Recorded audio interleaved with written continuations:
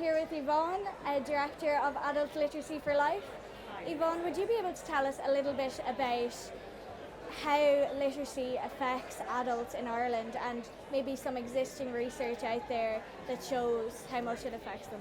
Absolutely. So yeah, I think people might be surprised to learn how many people in Ireland are affected by literacy need. The last time we counted this, which is when the Central Statistics Office does research on it, it's almost 1 in 5 adults in Ireland has an unmet literacy need. That goes up to 1 in 4 for an unmet numeracy need, and when we talk about digital literacy, of course, it can be up as high as almost 50%. So we're really talking about a lot of people in Ireland with an unmet literacy need. I mean, if you look at not the most recent census, but the one before, you're talking about more than 500,000 people with an unmet literacy need. So we really are talking about a significant number of people in Ireland. And really the important thing to think about it is it's not them over there, it's us, one of us. That's what it's really about. So what Adult Literacy for Life is about, it's a whole of government strategy to try and encourage everyone who has an unmet literacy need to get help and support for it, to encourage everyone to play a role with literacy, because we can make Ireland a much more literacy aware and literacy friendly society.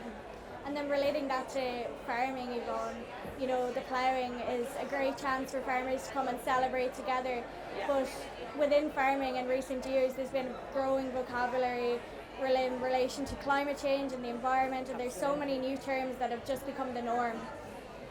And as well as that, so much growth in the software in farming, and it's a whole new era now. It's mind-boggling, isn't it? It really is. So how do older farmers who may not have grown up with this adapt, and how can Adult Literacy for Life help them? Yeah, so and you're absolutely right, and we've been having some great conversations with people here today who are saying exactly that to us. Like, previously their literacy need or their literacy would have gotten them through, but now it's becoming so much more challenging.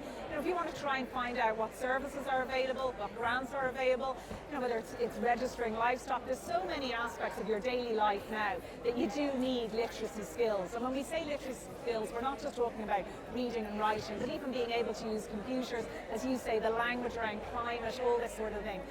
So the first thing is to acknowledge that actually we're all on a learning curve, and farmers more so than anyone else, being faced with all this new language.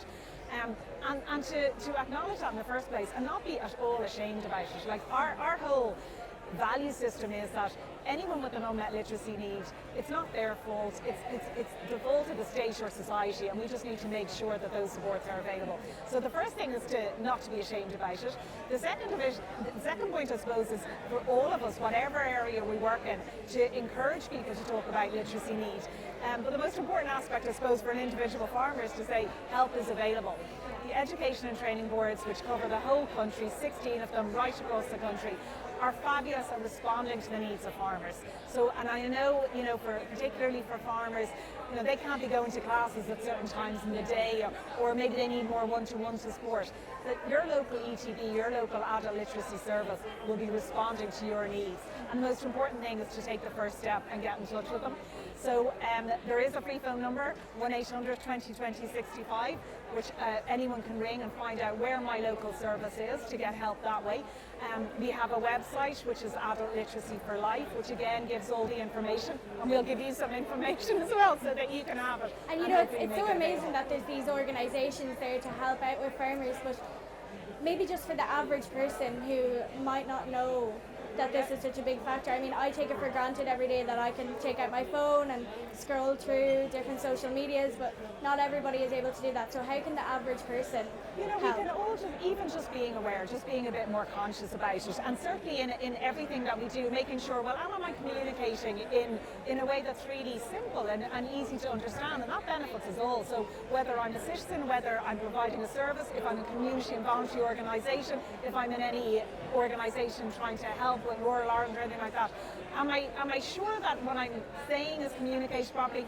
Don't ever presume either that people can use social media, that people can use phones, anything like that, and be open about asking about it, or if someone needs help. So I think there's a role all of us can play when it comes to literacy in Ireland, and particularly, as you say, for farmers. And as I said, what's been great about today, we have learners, we have people who work in adult literacy services here, and people are really open about talking about it and acknowledging it. And I suppose the one thing about digital literacy and COVID, is that people realised actually we all need some help. This isn't just a small group of people. So that's an important message. There is help available. We can all do something.